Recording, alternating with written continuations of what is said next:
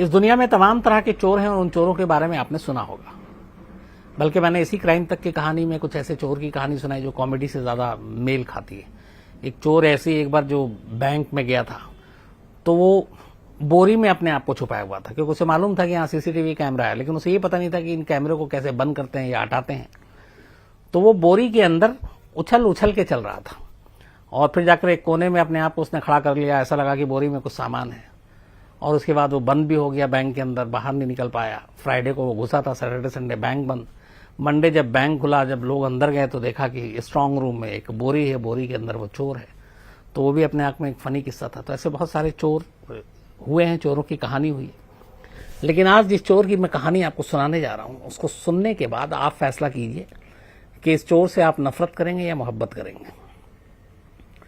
बल्कि मैं कोशिश करूंगा कहानी के आखिर में इस चोर की अपनी जो उसका बयान है वो भी रिकॉर्डेड है, और वो मैं दीपक से कहूंगा कि वो उस रिकॉर्डेड बयान को भी लगा दे, ताकि उसकी जुबानी भी आप सुन लीजिए कि वो क्या कह रहा है। कहानी मध्य प्रदेश की है, कहानी भिंड की है। भिंड चंबल से लगता हुआ इलाका है, कई बार मैं जा चुका हूं।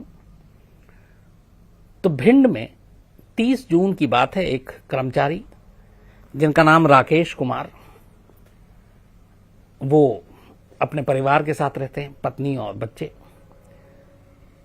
30 जून को ये पूरा परिवार 4-5 दिनों के लिए, जो इनकी पत्नी थी रीमा कौर, तो रीमा अपने मायके चली जाती है।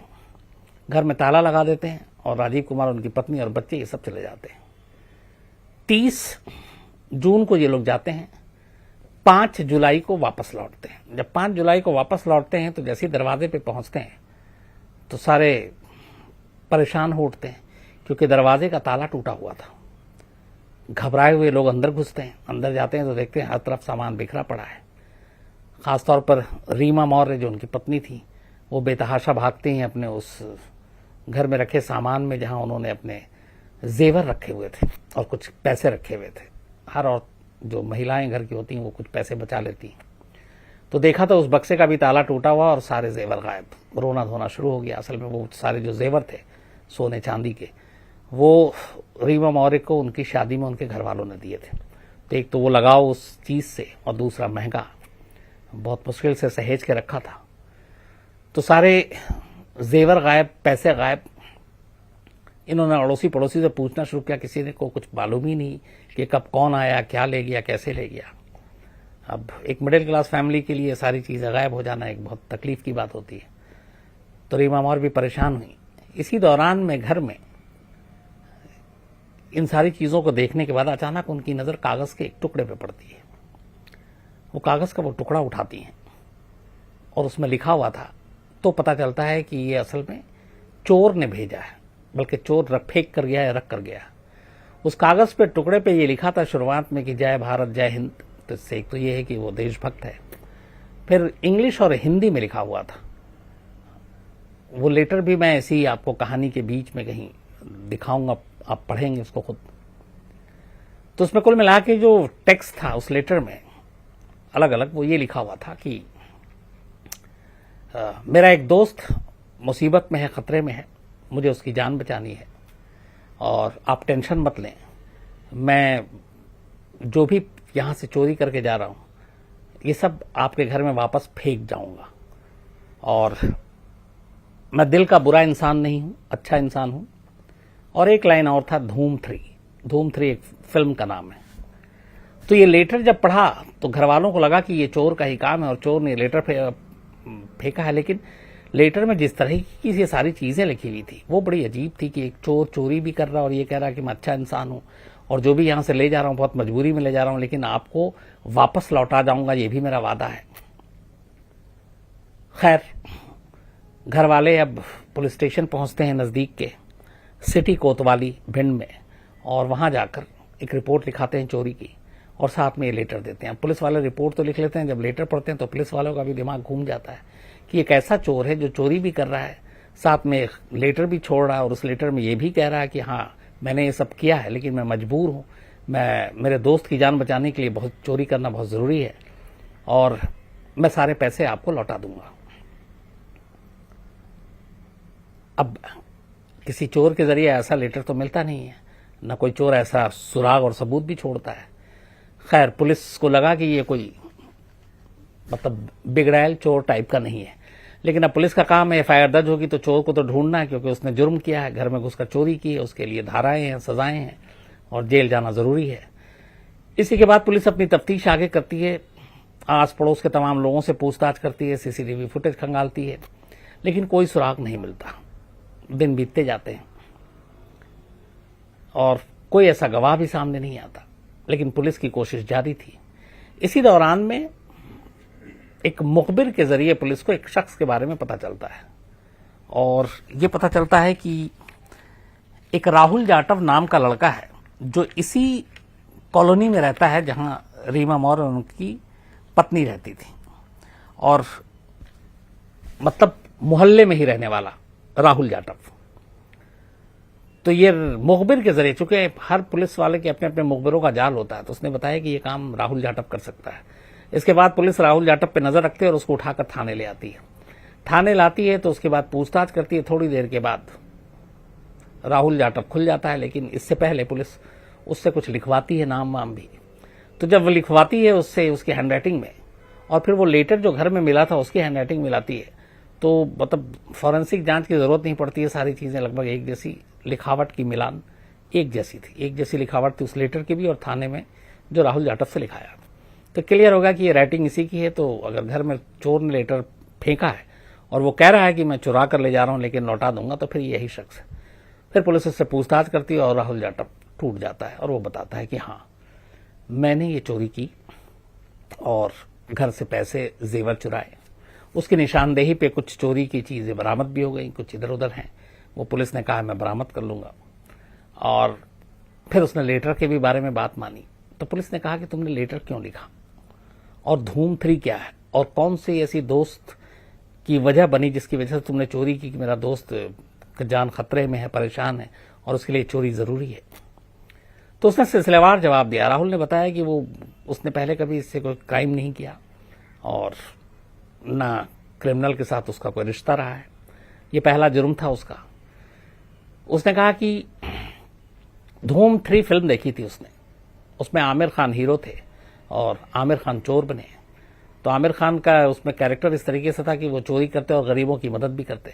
तो उसने बोला लेटर में मैंने धूम 3 इसलिए लिखा था कि मैं बुरा चोर नहीं हूं, मैं अच्छा इंसान हूं, मैं दिल का अच्छा हूं और मैं अच्छे काम के लिए चोरी कर रहा हूं। तो इसलिए मैंने धूम 3 सिर्फ एक मेंशन किया था कि समझ जाएं कि धूम 3 का आमिर खान है, बुरा चोर नहीं है। ये उसने धूम 3 का राज खोला। फिर उससे पूछा गया कि ये तुमने चोरी क्यों की और तुम्हारे दोस्त की क्या प्रॉब्लम है। फिर उसने कहानी बताई। उसने कहा करीब 5 साल पहले उसका एक दोस्त, जिगरी दोस्त, उसको उज्जैन का एक कोई बदमाश है, वो उसने उसको बड़ा धमकाया और उसके पैर में गोली मार दी थी। उसके बाद खैर अस्पताल में इलाज हुआ, उसका दोस्त ठीक हो गया, वो वापस आ गया भिंड। अब उसने ये बात राहुल जाटव से सारी चीजें बताई। तो राहुल जाटव का कहना था कि मेरे दोस्त ने फिर मदद मांगी, क्या मुझे उस बदमाश ने मारा है, गोली मारी है और मैं बदला लेना चाहता हूं, लेकिन कैसे लूं, पैसे भी नहीं है और मैं बड़ा वो फील कर रहा हूं कि मैं बदला नहीं ले पाया। राहुल जाटव का कहना है कि 5 साल पहले की इस हादसे के बाद से उसे लगातार 5 सालों तक ठीक से नींद नहीं आई। उसे ये बेचैनी थी कि वो अपने दोस्त की मदद नहीं कर पा रहा है और वो अपने दोस्त की मदद करना चाहता था। तो इसी उधेड़बुन में 5 साल बीत गए। फिर उसके दिल पे एक बोझ था और उसने कहा नहीं, मैं अपनी दोस्ती निभाऊंगा, अपने दोस्त की मदद करूंगा। और जिस बदमाश ने उसके दोस्त के पैर में गोली मारी है, वो उस बदमाश के ठीक उसी जगह पैर में गोली मारेगा और इस तरीके से अपने दोस्त का बदला लेगा। उसने कहा कि बहुत सोचने के बाद उसने ये तय किया कि वो ऐसा ही करेगा, लेकिन अब ये करने के लिए उसे एक पिस्टल की जरूरत थी, क्योंकि गोली मारने के लिए हथियार। तो उसने कहा उसके पास इतने पैसे नहीं थे कि वो हथियार खरीद सके। कुछ लोगों से बातचीत की तो उन्होंने बताया कि इतने पैसे में मिलेगा और उसके पास पैसे थे नहीं। फिर उसने सोचा क्या करूं, एक तरफ दोस्ती है, फर्ज है और दोस्त की मदद करनी है। तो बहुत सोचने के बाद, चूंकि वो उसी मोहल्ले में रीमा कौर और उनके पति राकेश मौर्य रहते थे, तो वो अक्सर वहां से गुजरता था, देखता था, जानता था उनके फैमिली के बारे में भी। तो उसने फिर पूरी प्लानिंग करने के बाद उस घर में चोरी करने की ठानी और मौके का इंतजार करने लगा। 30 जून को पूरा परिवार रीमा के घर मायके चला गया।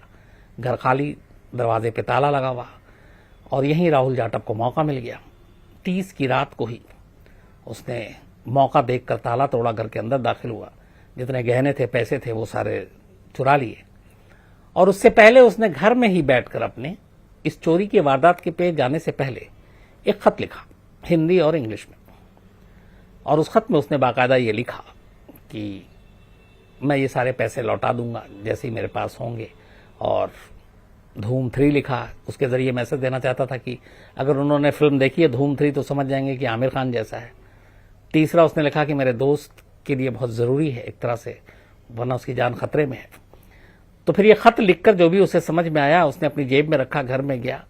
घर में जाने के बाद चोरी की। चोरी करने के बाद जब वो घर से बाहर निकलने लगा तो घर के अंदर ये खत छोड़ कर चला आया, ताकि जिनके घर में चोरी की है वो ये खत पढ़ें और शायद उसके ऊपर भरोसा कर लें।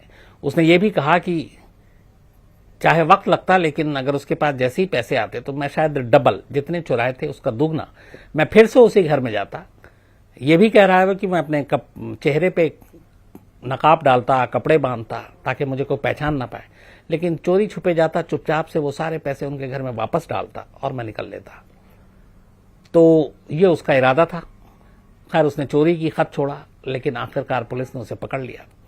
अब मामला चोरी का है। ये खत, दोस्ती, फर्ज अपनी जगह है, लेकिन कानून अपनी जगह है, और कानून इन जज्बातों से तो चलता नहीं है। लेकिन कुल मिला के ये है कि जब उसका ये किस्सा पूरे भिंड में फैलना शुरू हुआ तो कहीं ना कहीं लोगों को राहुल जाटव के साथ एक हमदर्दी सी भी होने लगी। और अब पुलिस जो भी इसमें सेक्शन है चोरी का वो तो लगाएगी, मामला अदालत में जाएगा। अब अदालत में क्या होता है ये देखना पड़ेगा, क्योंकि यहाँ 2-3 चीजें हैं। राहुल का कोई क्रिमिनल बैकग्राउंड नहीं रहा है। चोरी का यहाँ मकसद जो है वो मकसद, अगर जज कन्विंस होते हैं कि इसने सच्चे नीयत से ये किया तो शायद कुछ भला हो जाए। लेकिन चोरी की है तो चोरी की सजा तो है, तो जेल तो उसको जाना पड़ेगा, और जेल वो पहुंच भी गया है। लेकिन सजा कम से कम हो या जितनी चोरी की सजा होनी चाहिए उतनी होगी, अब ये अदालत के ऊपर डिपेंड करता है।